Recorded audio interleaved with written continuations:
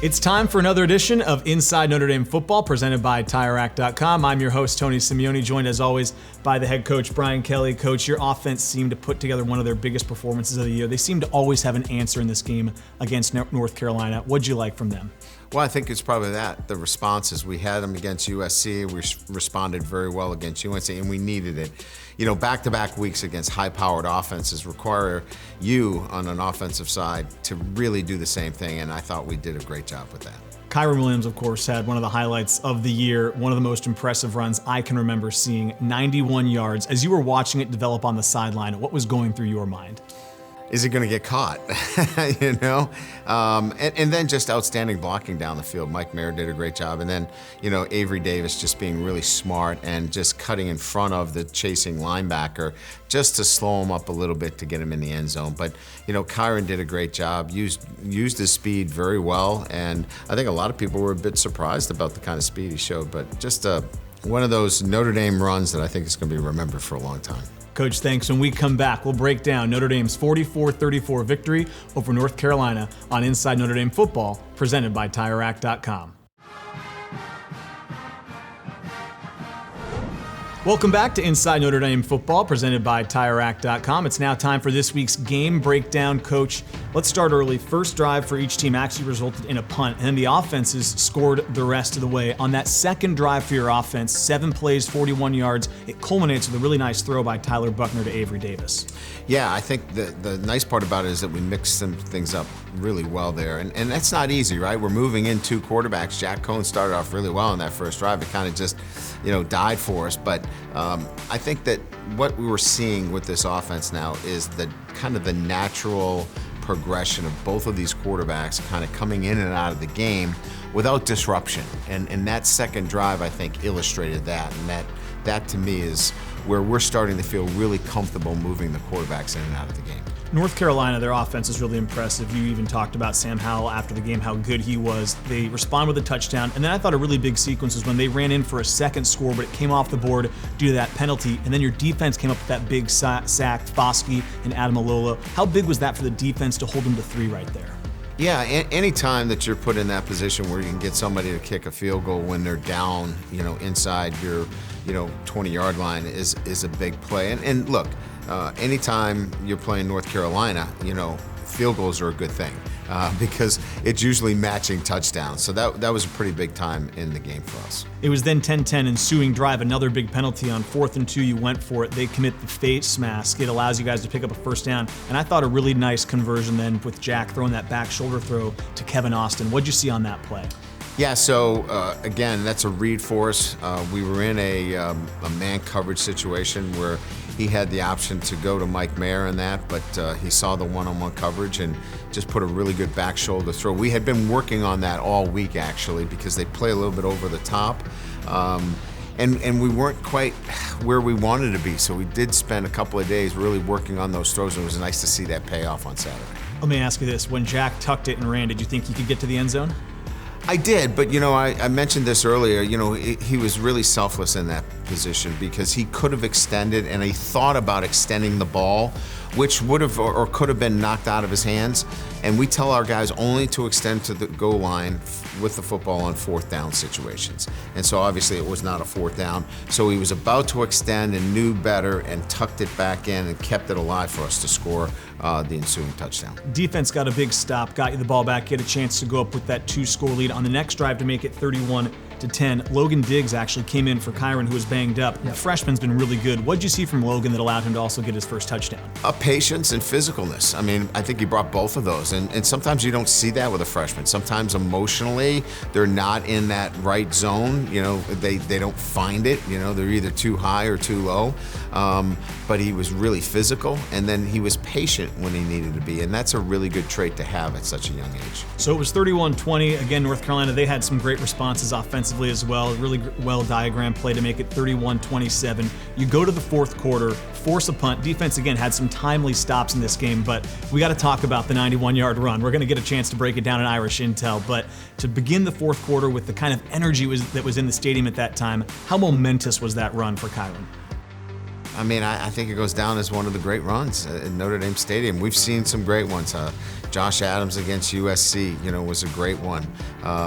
Tony Jones. I mean, we've had some great runs that go down for me as some of those big highlights. But this one, at the time, the place, nothing being there, and then reversing fields, because when you reverse fields, it seems like nothing ever happens. That's good. But this came out really well, and there was some really good blocking down the field. So just one of those great Notre Dame moments. He's a captain for you. I'm just curious, when he came off the field after the touchdown, what was he like on the sideline? What kind of leader is he for you in those kinds of moments when he gives the team a big boost like that? That's what you get. This is what he said. That's what you get. That's what you get with me. Here we go. And it's the next play. It's energy, but it's controlled energy, and it's infectious. All the other players feed off it, and I think our offense and defense obviously see the way he plays, and it affects the way they play in a positive way. 38-27 at that point, and then your defense gets the big takeaway. DJ Brown, there was a lot of talk coming into this week, of course, not having your All-American in Kyle Hamilton. To see them come through with a takeaway at that point seemed like a really big moment for your defense to come up huge for you. No doubt. And it's great to see DJ in a good position to get that. We had good coverage on the slot, which the slot was confused as to whether he would break in or break out, or Sam Howell was as well, obviously, and threw it right to DJ. We weren't able to get 7 on the board, but we cashed in with 3, and that really helped us extend the lead. You're 2/3 of the way through the season now. I just want to ask you, 7-1, what have you learned about this team through September and October as you get set for the final month of the regular season? They'll fight for 4 quarters. Now, they need a compass, because if you just throw them out there, I'm not sure where they're going to go. And that's fine. We have to do a really good job of coaching, stay on it, and put them in good positions, because if we put them in good positions, they will play so hard for 4 quarters, and that's a fun team to coach. Coach, thanks. When we come back, we'll take an even closer look at this week's win over North Carolina in this week's edition of Icon. This is Inside Notre Dame Football, presented by TireRack.com.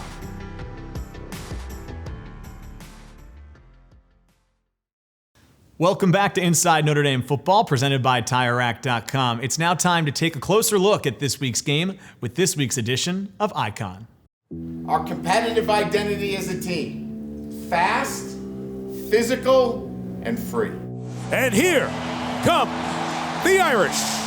2nd and goal, Buckner, the quarterback for Notre Dame. He will whip it out, and it's a walk-in touchdown for Avery Davis. From the 45, chased down from behind that time is Chandler by Myron Tagovailoa Amosa, the captain for the Irish. Howell looks, he's in trouble, down he goes!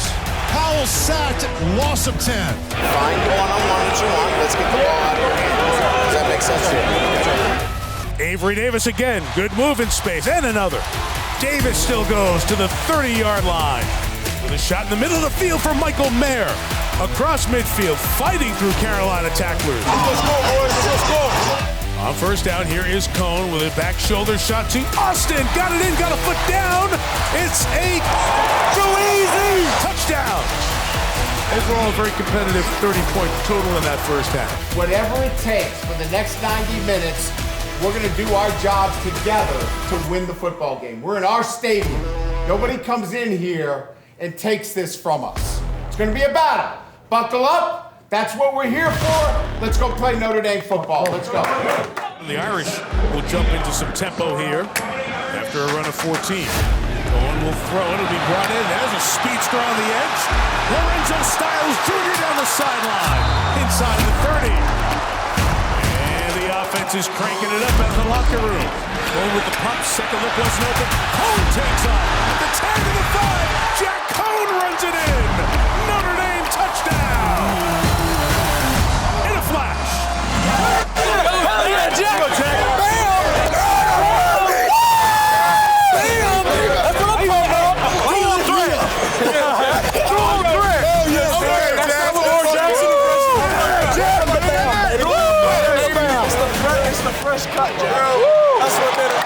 That's what's come on, baby! 15 miles per hour. Here's the freshman Logan Diggs. He cuts it upfield, and Diggs takes it to the 42-yard line for a Notre Dame first down.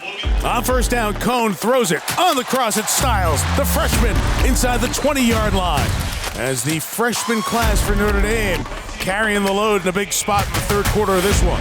Bounce to the left, and a good move by Diggs inside the 10, and Diggs lowers the shoulder. Let's go, Lord! Two backs in, they go Diggs over the top and in. Logan Diggs for the touchdown.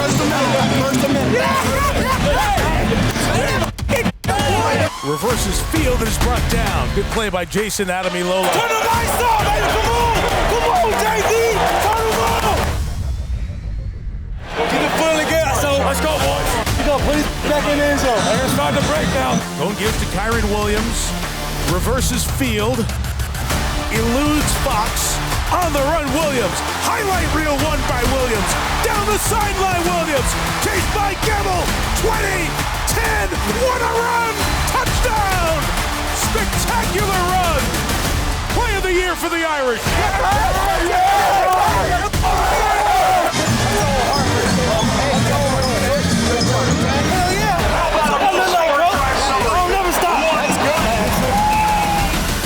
Carolina tries to respond from the 25. It's Howell. He's going up top, and it's intercepted. DJ Brown's got it for the Irish. He's down at the 32-yard line, and the Irish win 44-34. This was a heck of a game, Mike. It really was. Back and forth, everything it was built up to be.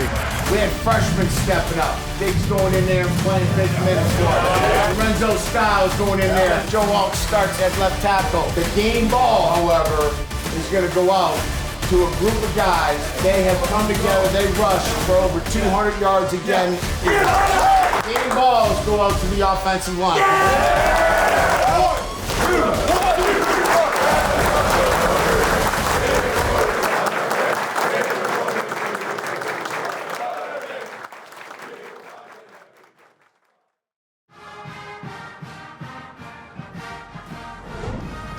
So Jarrett, you guys got the game ball as an offensive line in the victory over North Carolina. As the leader and captain of the offensive line, just what did that mean to your unit to get the game ball after that game? Yeah, I think for us getting the game ball, I mean, just all the work and progress we put in, it really meant a lot to us. I mean, I think past decade, 20 years, offensive line play here has been a really key factor in the success of the program, Notre Dame football. So for us, we want to keep putting the team on our shoulders, and we want. If Coach Reese wants to call a run play, he trusts us, and we want to, be able to provide for the team and really help, determine the outcome of games. You guys are really, I think, starting to perform at a higher level in the running game specifically, right? Over 200 yards on average through your last 3 games. What's been the key? What have you guys been able to do a little bit better to start generating more run yards on the ground? Yeah, I think as far as the run game, we always talk about 5 guys seen through one set of eyes. So for us, it's just biggest things like communication. And Coach Reese also talks about it takes all 11 guys. It's not just the O-line, it's tight ends, wide receivers, the quarterback communicating properly for us. So I think, just the communication experience we have together has been really crucial. When I talk to people a lot, I try to ask them about what brought them to Notre Dame. If you can go back to before you decided to come play football and attend Notre Dame, what went into that decision? What drew you to this place? I think coming to Notre Dame, it's just the people here.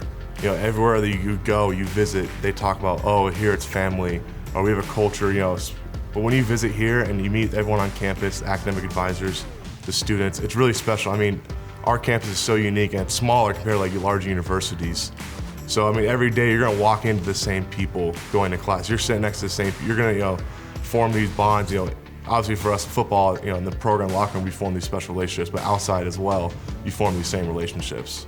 The last couple games have been night games at Notre Dame Stadium. The environment's been great. When you decide to come to Notre Dame, playing in those kind of games is probably one of the reasons why. What's it been like to play in Notre Dame Stadium under the lights the last couple weeks? I think it's been special. The walk, for USC North Carolina was phenomenal. The place was just packed, going crazy. You feel that energy pregame, and as a player, playing here at home, when you have that energy pregame, it really gets you going for pumped up for kickoff. And I think probably for some younger guys, and even when I was younger in night games, I had some nerves, but now it's really a blessing and a great opportunity to play on such a big stage here and with our brand. When we come back, we'll go inside the play with Irish Intel, presented by TireRack.com. It's now time for Irish Intel, where we go inside the play. Coach, this is your first scoring play against North Carolina. Tyler Buckner's in at quarterback, second and goal. Talk me through this formation. Yeah, we're in an unbalanced formation. You see the tight end and 3 receivers to one side, so we have 4 to one side. So this is a run play. Tyler Buckner is going to read this out, and he's going to actually throw it because we have an uncovered receiver in Avery Davis. So being uncovered in this situation means there's one too many for us to block. And so you can see the player that's put in that position right there, number 17, he is the read by Buckner. Because he's in between, he throws it off of him. Now we're one-on-one blocking on the perimeter. Pretty easy play, pitch and catch for a touchdown. All right, Coach, this is the highlight of the year maybe so far. Kyron Williams, 91 yards from scrimmage. Just tell me what you see when you look at this film. Yeah, so we're running just our Missouri play, our inside zone play, and there's a little bit of penetration in here. You can see Kyron's going to wind this back as he gets the football here. See the penetration? Immediately. And so, and we hadn't had much of that, but they came off the ball. Kyron has the reverse field. Watch Mike Mayer right here. Great block that allows him to set him free. And then Avery Davis, number 3. Watch Avery come all the way across and now just step in front. He doesn't even look to block him, but just enough to slow him up. I wanted to ask you about Avery. What kind of awareness does this show that he doesn't try to lay a big block and possibly take a penalty and just kind of impede the progress? Just like a smart player, a veteran player that's been around, that knows that, in this instance, I'm not going to make a block, but if I just get in his way, I'm going to slow him up. Another interesting thing that I got from our strength and conditioning staff and Jake Flynn, who handles all of our GPS, on this run, during the run, Kyron got up to 19 miles an hour, then got to 18, and then turned it back up to 20 miles an hour. So very, very interesting that he could then, understand, feel that he needed to pick it back up. And we haven't had many of those where guys have gone from 19 down to 18 and then pick it all the way back up to 20, but you can see how bad he wanted to get in the end zone. When we come back, we'll wrap up this week's episode of Inside Notre Dame Football, presented by TireRack.com. It's time now to wrap up this week's edition of Inside Notre Dame Football, presented by TireRack.com. Coach, you're now 2/3 of the way through the season. Everyone's excited for November. Got to finish strong. What's going to be the biggest key for you guys going into this final 4 weeks? Well, I think at this time of the year, everybody kind of knows who they are. So our identity has been formed. Now it's about sticking with your process every single day, being disciplined and taking care of yourself. You're late in the season. Everybody's banged up a little bit. Nobody's 100%. So it's really getting sleep, eating right, getting in the training room, and making sure that you're ready for Saturdays. I think that's probably the most important thing as you go into November. I want to ask you about Navy. Always a unique week, obviously preparing for them on the field, but also, of course, what they do off the field. Just when Navy comes to town, what goes through your mind? Late nights, a lot of preparation. You only have a few days really to get ready for a very unique system of offense, and defensively they're pretty unique as well. So, you're playing some of the best leaders, if not the best leaders in the world, and so these guys are competitive. They're going to play hard. They never quit. So it requires a lot of energy. It requires focus and concentration, and you're tested in these games. And so our team will be tested not only physically but mentally. Coach, as always, thanks. We'll talk to you next week. Thank you. That does it for this week's edition of Inside Notre Dame Football, presented by TireRack.com.